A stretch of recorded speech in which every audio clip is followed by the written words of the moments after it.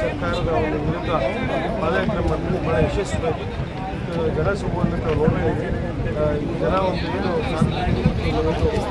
ರಾಜ್ಯನೇ ಒಂದು ನೋಡುವಂಥ ಒಂದು ಕಾರ್ಯ ಒಂದು ಡಿ ಕೆ ಶಿವಕುಮಾರ್ ಅವರು ಕುಮಾರಸ್ವಾಮಿ ಅವರ ಬಗ್ಗೆ ಬಹಳ ಕೆಟ್ಟದಾಗಿ ವಿಮರ್ಶಿಸಿದ್ದಾರೆ. ಏನು ಹೇಳ್ತೀರಿ? ಯಾರೇ ಏನೇ ಹೇಳಿದ್ರು ಕುಮಾರಸ್ವಾಮಿ ಅವರೇ ಕುಮಾರಸ್ವಾಮಿ ಅವರಿಗೆ ಸಮಸ್ಯೆ ಯಾರೂ ಕೂಡ ಇಲ್ಲ.